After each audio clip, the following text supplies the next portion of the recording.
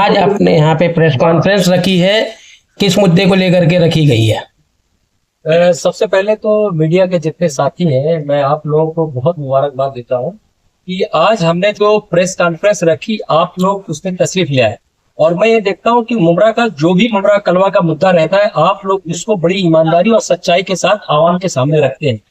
रही बात, कल आपने देखा होगा कि राष्ट्रवादी पार्टी के जो नगर सेवक हैं, वो राष्ट्रवादी पार्टी के नगर सेवक है। पहले ही वो लोग जो है घड़ी के सिंबल पर जीत कर थाना म्युनिसिपल कॉर्पोरेशन के अंदर वो लोग गए हुए। कल हमारी पूरी टीम जो है, अजीत दादा पवार जो उप मुख्यमंत्री महाराष्ट्र के हैं, उससे मिलने के लिए गए। मैं सर को बहुत मुबारकबाद देता हूँ, काफी वक्त दिया हमको जो है बात करने का, और तमाम जो है हमारे शहर के जो कलवा मुमरा विधानसभा के जो बहुत सारे मुद्दे हैं उसको सुना।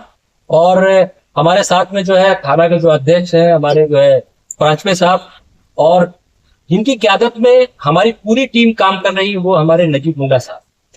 दो बातें कल जब हमारे जाने के बाद जो इस शहर के अंदर बहुत सारी बातें शुरू हुई, क्योंकि ये पूरी टीम कहीं ना कहीं जितेंद्र अवार्ड साहब, जिनके हम लोग बहुत रिस्पेक्ट करते हैं, उनके साथ में काम करती थी।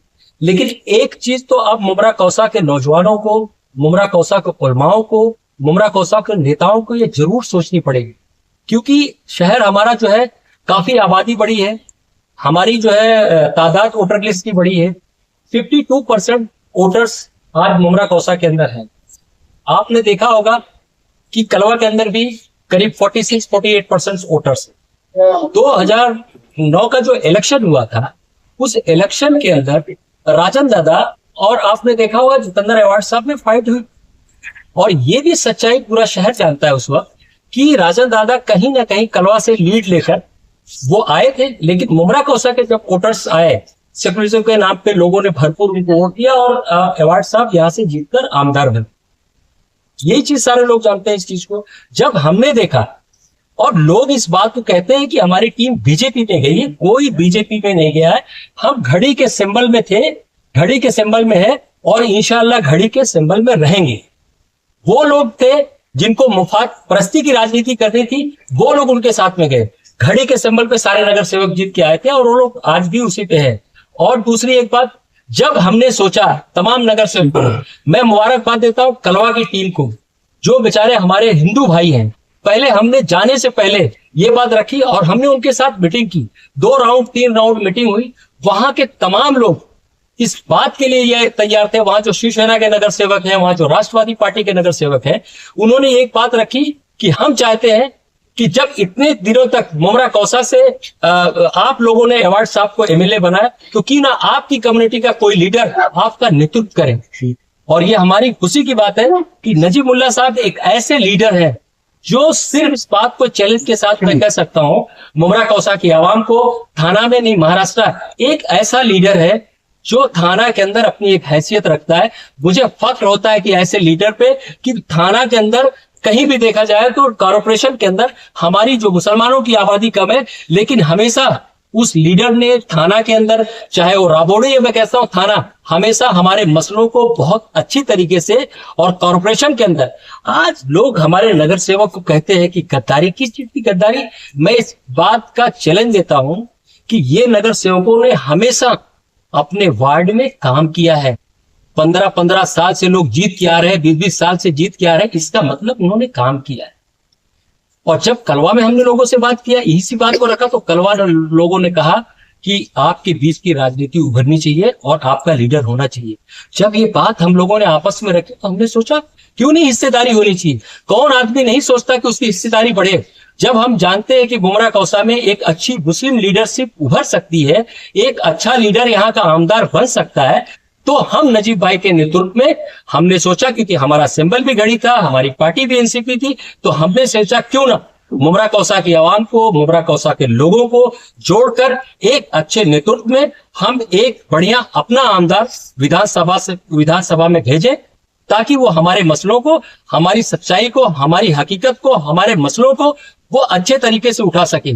सिर्फ बीजेपी के नाम पर हम अपनी हिस्सेदारी छोड़ दें, हम अपना घर छोड़ दें, हर आदमी, मैं कह सकता हूं कि कोई भी पार्टियां, बहुत सारी पार्टियां, हर लोग हिस्सेदारी की बात करते हैं। जब हमारी हिस्सेदारी की बात होती है तो उसको बीजेपी के नाम पर हमारे शहर में हमारे लीडरों को, हमारे साथियों को इस तरीके से टारगेट किया जाता है और बदनाम किया जाता है।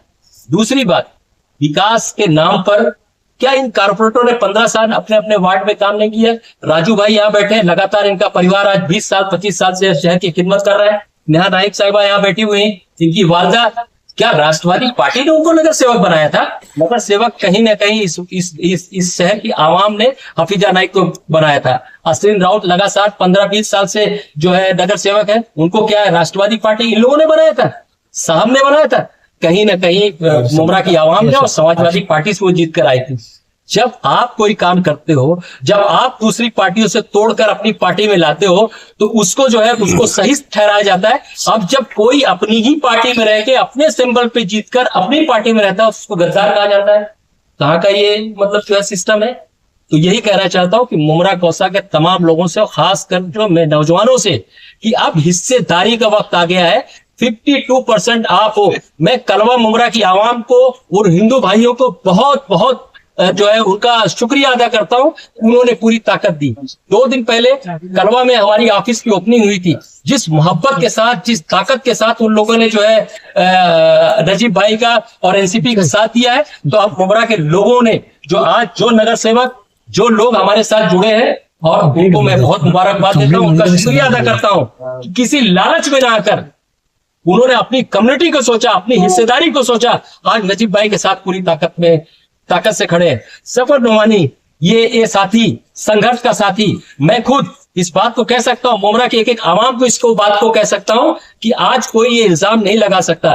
मेरा जीवन जब से मुमरा कौसा में 94-96 से स्टार्ट हुआ है, सोशल एक्टिविटी, चाहे कोई मसला हो, सामाजिक काम हो, उसमें बढ़ चढ़कर हिस्सा लिया है।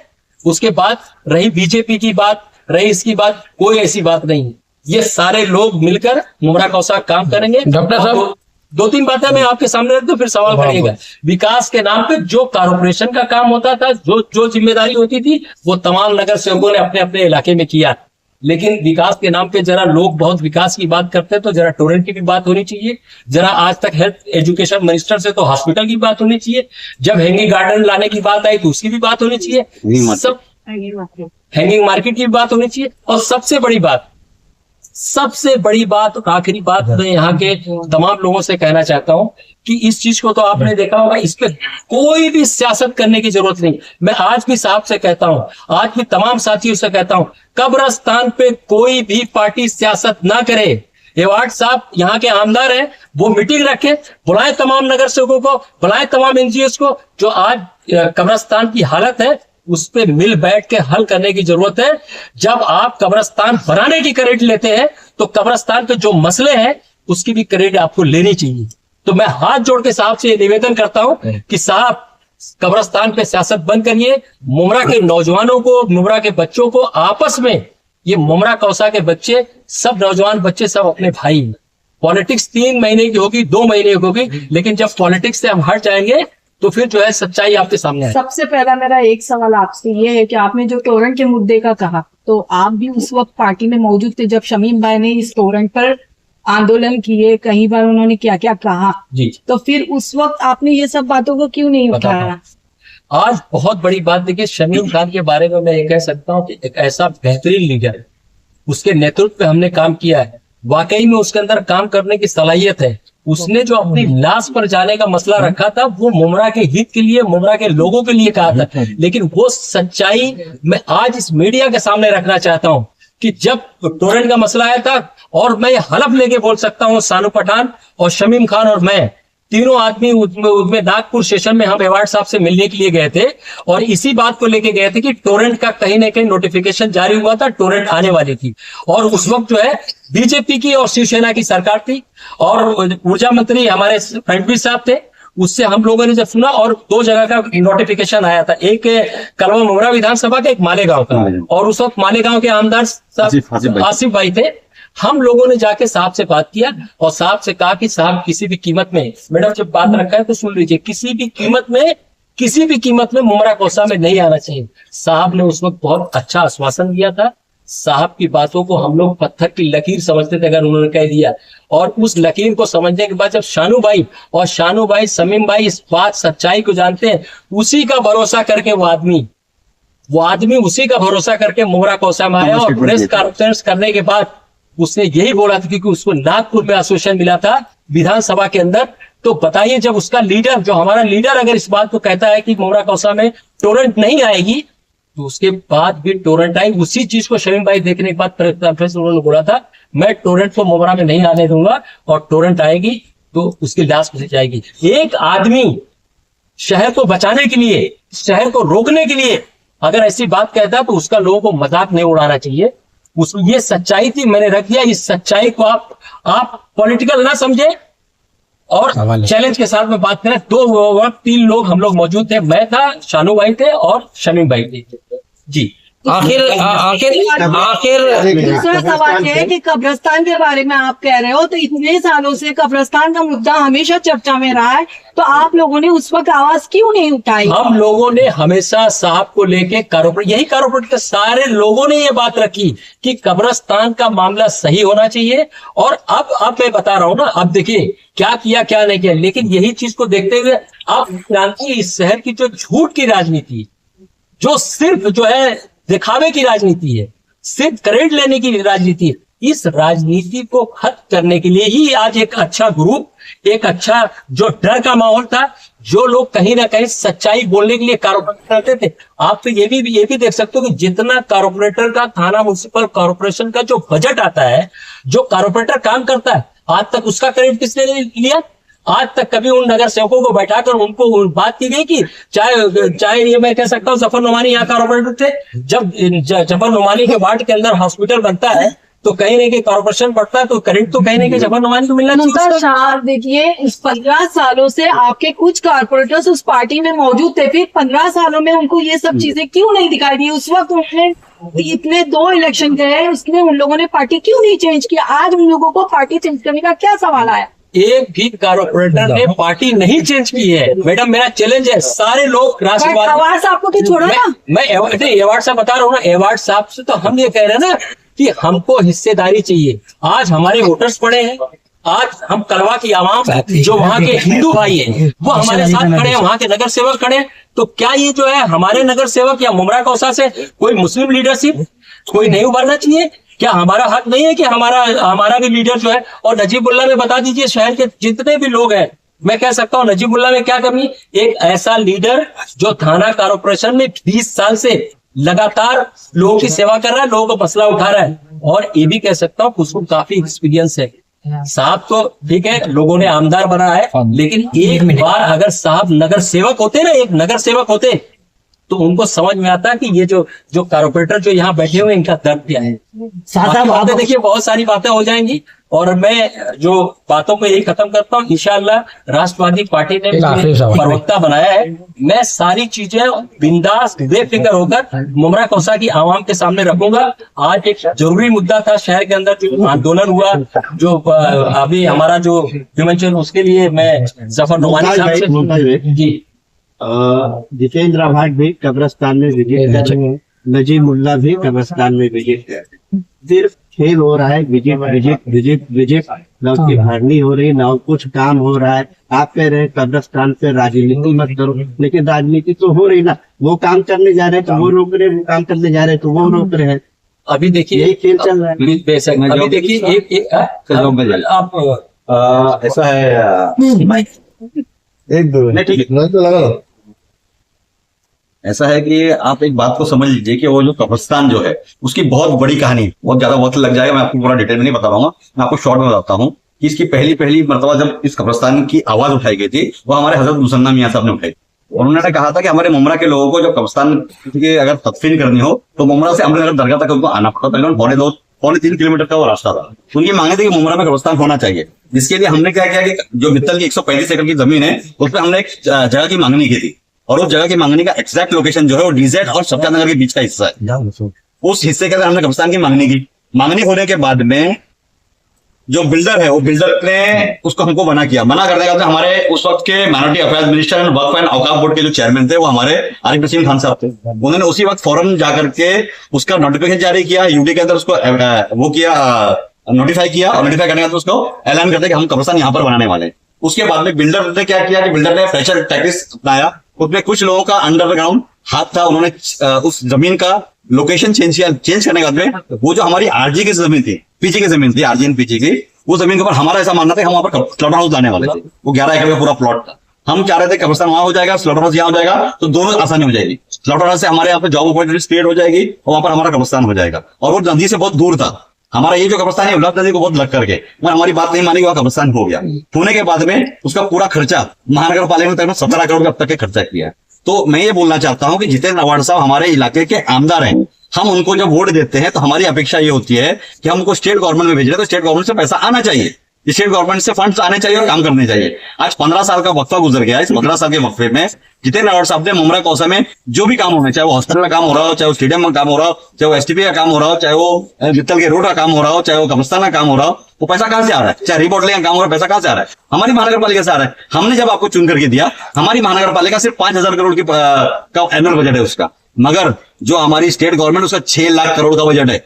हमने आपको जब 6 लाख के तिजोरी पर बिठाया तो आपका फर्ज ये बनता था कि वहां से बड़ा पैसा ला करके मुमरा के इंफ्रास्ट्रक्चर को डेवलप करते और काम करते। अब इनके मुद्दे पर आता हूं मैं। इनका सवाल ये है कि ऊपर राजनीति हो रही है। अभी लास्ट मोमेंट के ऊपर हमने 2.5 करोड़ में टेंडर कॉल किया महानगर पालिका ने। हमारा कार्यकाल खत्म होने के बाद में 5 मार्च 2022 को हमारा कार्यकाल सारे नगर से खत्म हो चुका है। उसके बाद हमने वो टेंडर कॉल किया, टेंडर लगा हमारे कई इंफ्रास्ट्रक्चर्स को। वो काम चालू कराने से पहले हमने वहां जाकर के बोला कि नहीं, इसको हमको, अभी कैसा होता है ना कि हम बिट्स एंड पीसेस में काम करते हैं। हम क्या चाह रहे थे कि एक हिस्सा पूरा संपूर्ण तरीके से हो जाए, पूरा थोड़ा सा पैसा लाकर पूरे इलाके में काम करने की कोशिश करें तो पीछे का भला नहीं होने वाला है। हम ये चाह रहे थे कि एक छोटा सा हिस्सा हो जाए। इसके लिए हमने सबके सामने बात की थी कि हम कम से कम यहाँ पे 2 मीटर की भरनी करेंगे, तकरीबन 6 फुट की भरनी होनी चाहिए थी। मगर उसके अंदर फिर बीच में आंगा डाल करके महानगर पालिका में प्रेशर टैक्टिक्स यूज करेंगे। वो आमदार है, एक आमदार का प्रेशर टैक्टिक्स हमारे से बड़ा ही होगा। उन्होंने उसको उस तरीके से काम नहीं होने दिया और हमारे अंदर अड़ंगा डाला। मगर उसके बावजूद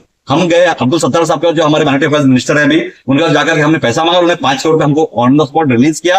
हमने उसका अभी कल परसों उसका जीआर आएगा, हम वो करने की कोशिश करेंगे। अभी जो पैसा नहीं है उसके बारे में हम बात नहीं करेंगे। मतलब हम ये बोलते हैं कि हम किसी की भी कयादत में अगर उस जो कब्रिस्तान के अंदर जो भी दुश्वारी आ रही है, क्योंकि उसमें सबसे बड़ा प्रॉब्लम ये है। अब मैं आपसे एक सवाल करता हूं कि जब हम कोई बिल्डिंग बनाते हैं तो हम रोड से नीचे प्लिंथ रखते हैं, रोड से ऊपर प्लिंथ रखते हैं।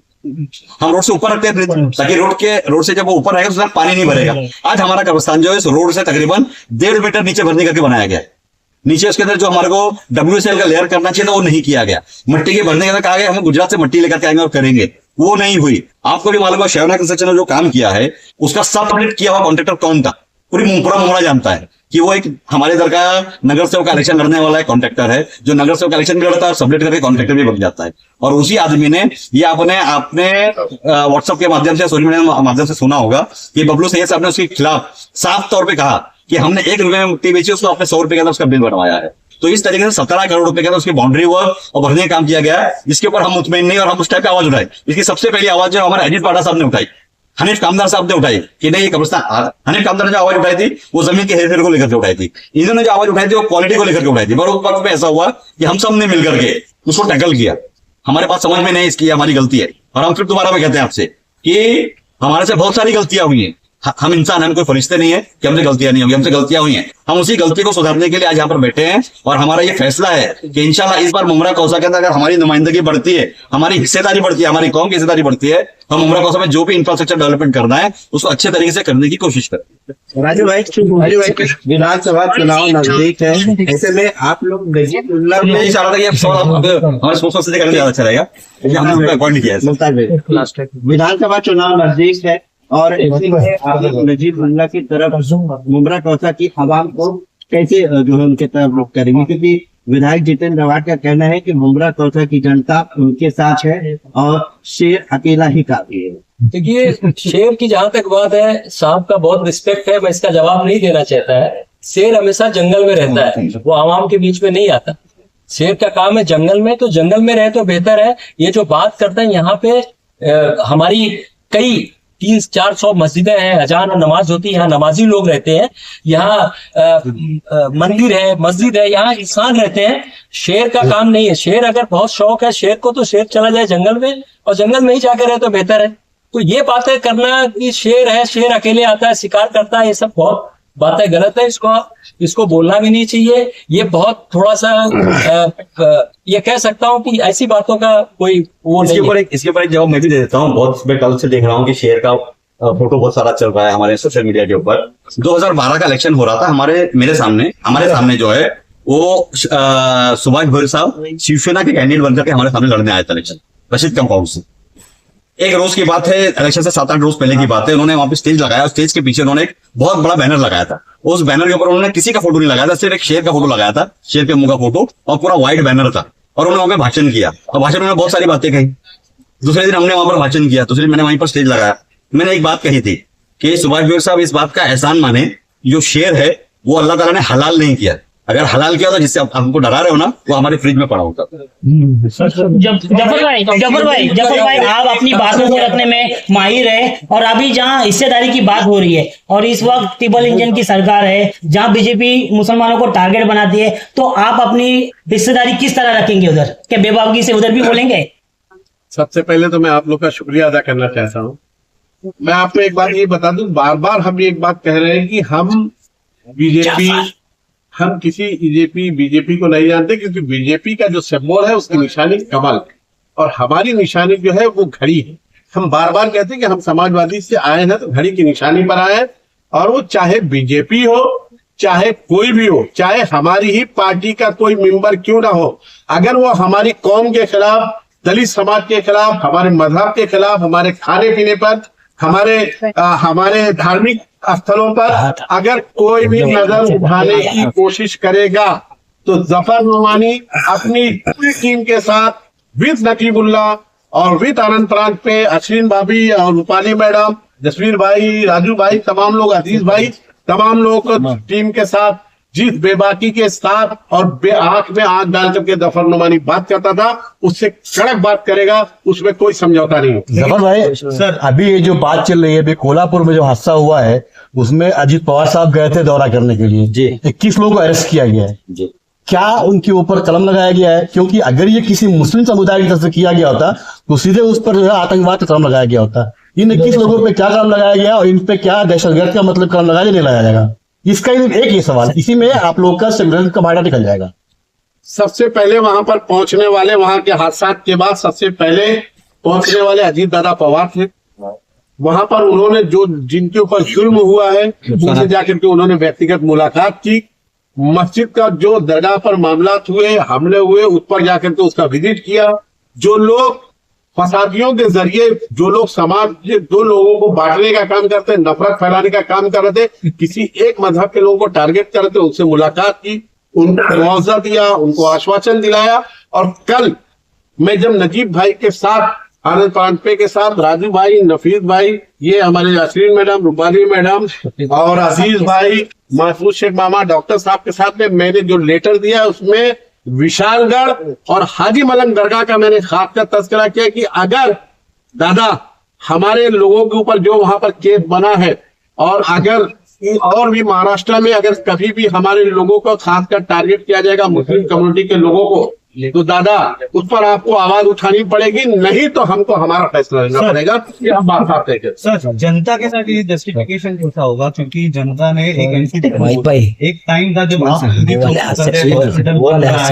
टॉरेंट नहीं आ रही है, आज आप उसका एकदम अपोजिट कर रहे हैं। तो ये जनता ने तो एक जन को वोट देता है, बाद में आपके साथ पॉलिटिकल डिफरेंस हो जाता है, उसके बाद आप पार्टी चेंज कर देते हैं। लेकिन ये जनता ने वोट एक पार्टी को दी, तो ये जनता के साथ जस्टिफिकेशन कैसा होगा? टोरेंट की बात, पार्टी चेंज किसने किया? अगर पार्टी को जो पार्टी में उसी पार्टी में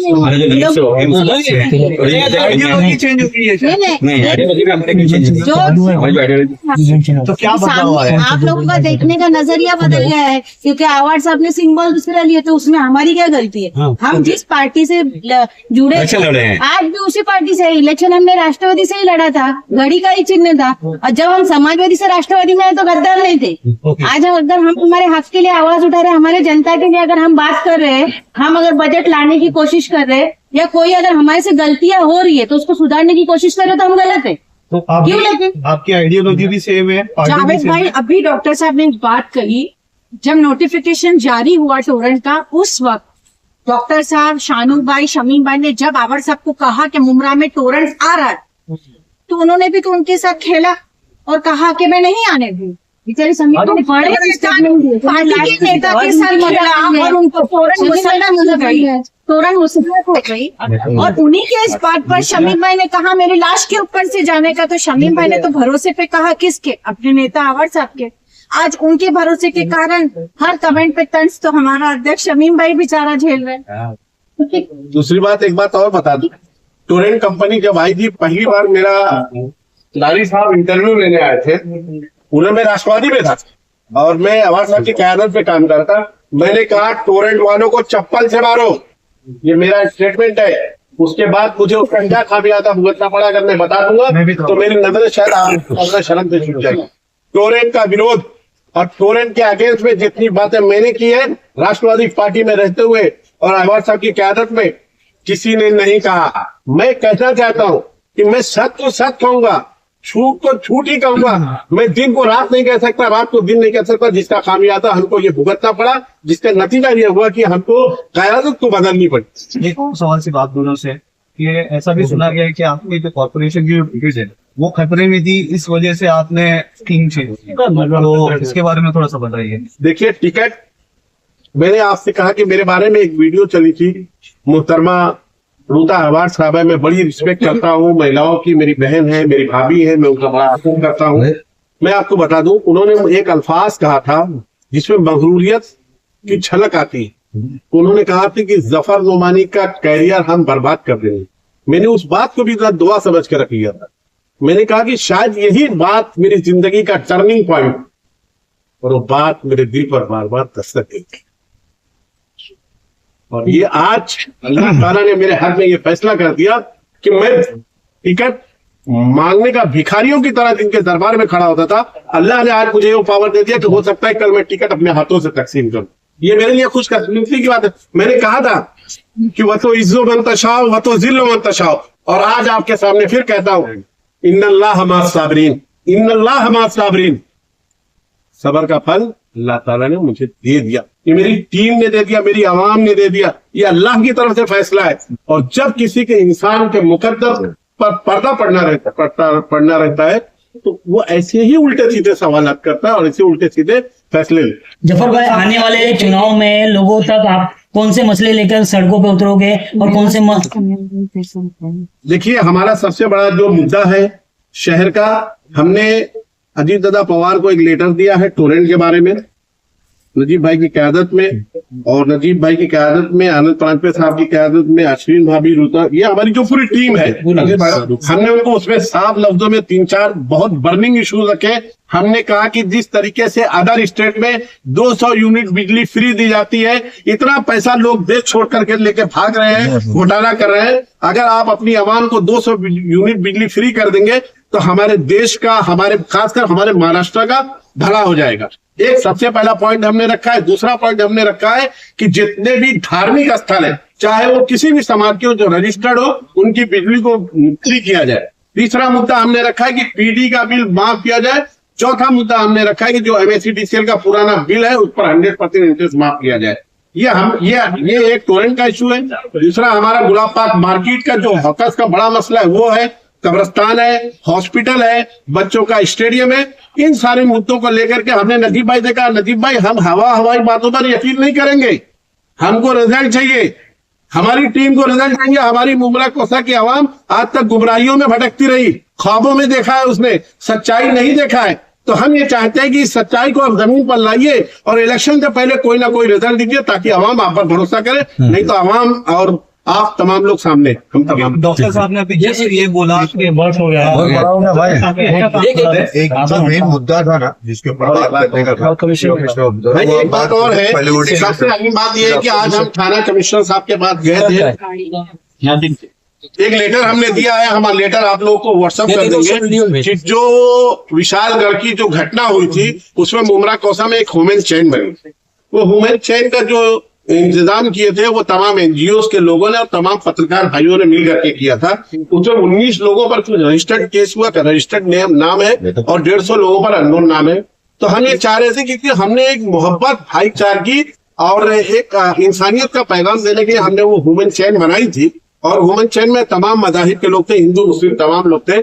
तो उन पर केस हुआ है। कल हमने अजीत दादा से भी बात की थी। अजीत दादा ने आज हमको 5 बजे का कमिश्नर के पास का टाइम दिया था। हम नजीब भाई के साथ पूरी टीम के साथ हम लोग वहां गए थे और हमने कहा है कि सर ये जो FIR हुई है हमारी कौम के लोगों पर और हमारे गैर मजहब के लोग भी हमारे साथ थे, बहुत पीसफुल ये प्रोटेस्ट रहा है। आप वो FIR को अपने पावर के जरिए अगर कोई टेक्निकल जो भी उसका वो टेक्निकल वो बेस बनता है उस बेस को लेकर के आप उस FIR को खारिज करिए। उन्होंने कहा है कि मैं 2 से 3 दिन में इंशाल्लाह आपको बहुत ही पॉजिटिव रिजल्ट दूंगा। एक जो पूरे शहर के लिए, पूरे नौजवानों के लिए कि जो आज टीम बनी कि पूरे हमारे मुमरा कौसा की हौसला रखो, रात बीतेगी और देखना रोशनी ही जीती। एक लास्ट मतलब थोड़ा क्लैरिफिकेशन चाहिए। शहर में ऐसे बातें चलती है, तो शहर में ऐसी कोई बातें चलती है जो चाचा है वही भतीजा है, जो भतीजा है वही चाचा है, जो चाचा है वही। तो इसका थोड़ा सा क्लैरिफिकेशन चाहिए था। क्या ये सही बात है कि मतलब ये भी बोलते हैं कि ना सिर्फ लोगों को डाइवर्जन करने के लिए ये टीम बन रही है? अगर ये डाइवर्शन होता तो एक बहन और एक भाभी आपने साथ इलेक्शन नहीं लड़ रहे, बारामती ने बता दिया। 20 में रीमॉडलिंग का वर्क ऑर्डर इशू हुआ और आज 2024 चल रहा है और मैं देख रही हूँ कि इंस्टाग्राम पर हर जगह यहाँ के आमदार कह रहे हैं कि पानी की टंकी आ रही है, घासवाला में आ रही है, मित्तल में स्टेडियम के पास आ रही है, यहाँ आ रही है, वहाँ आ रही है, हवाई जहाज से आ रही थी। 5 साल हो गए अभी तक पानी की टंकी आ रही है। कुछ रोज पहले नजीब भाई के साथ यहाँ बैठे तमाम नगर सेवकों की मीटिंग हुई कमिश्नर साहब के साथ और कमिश्नर की कैबिन में तमाम शहर इंजीनियर्स मौजूद थे और इस मुद्दे पर यहाँ बैठे तमाम लोगों ने अपनी बात रखी और कमिश्नर साहब के ऊपर प्रेशर डाला कि अभी तक के पानी की टाकी का काम हमारे शहर में शुरू क्यों नहीं हुआ। जैसे ये खबर पहुंची वैसे अगले दिन मैं देखती हूँ तो हमारी मेहनत और हाईजैक काम करे और उसको दिखाए कि ये आपने किया। जिस पर मेहनत नगर सेवक कर रहा है, जिस पर आवाज नगर सेवक कमिश्नर के पास नजीब भाई के साथ जाके उठा रहा है, उस पर क्रेडिट लेना मुनासिब नहीं है। आप बड़े नेता हो, बड़े लेवल पे राजनीति करो, कम से कम हमारे प्रभाग में जो मेहनत हम करते हैं और अपने लोगों को ये पहुंचाते हैं कि ये हमने किया, उस पर मत आओ। बोर्ड में दौरा नजीब भाई ने वेरी नेक्स्ट डे इंजीनियर्स का फोन आया, मैडम ने अपने यहाँ पर विजिट करवाया, इनके शौहर इब्राहिम भाई गए थे, मैडम ने अपने यहाँ किया, मैंने और जफर भाई ने अपने यहाँ करवाया और फिर पता चलता है कि सॉइल टेस्टिंग का काम शुरू हो रहा है। अरे कब शुरू किया आपने? इस इश्यू पे मीटिंग हमारी नजीब भाई के थ्रू कमिश्नर साहब से हुई। इस इश्यू पे हमने बात की। पानी की टाकी का प्रपोजल 2019 में जो रीमॉडलिंग का वर्क ऑर्डर आया था, इतने वक्त से ये सो रहे थे, आज ये कह रहे हैं कि मुमरा में पानी की टाकी आ रही है, पानी की टाकी आ रही है। ये मत कर। अभी देखिए हाल ही में मैंने देखा चौपाटी पे भी उन्होंने एक विजिट किया। सेंट्रल गवर्नमेंट का वो बजट है, मैंने तो 2009 में एक सपना देखा था। एक मिनट मैं सवाल क्या पूरा कर देता हूँ मैं कि आपको मालूम होगा कि हमारे रेती बंदर के ऊपर, वार्षिक रेती बंदर के ऊपर एक चौपाटी का काम शुरू है।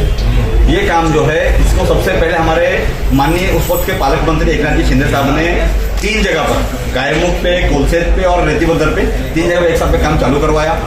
मुमरा रेती बंदर के ऊपर वहाँ पे जो कुछ प्लॉट ऑनर्स थे, जो रेती का जो वाले थे, वो चले गए सुप्रीम कोर्ट के अंदर। वो मामला वहाँ रुक गया। फिर वो जो 55 जो धारक जो लोग थे, 55 वहाँ पे मेंबर्स थे उनके साथ बैठ के नेगोशिएशन किया गया।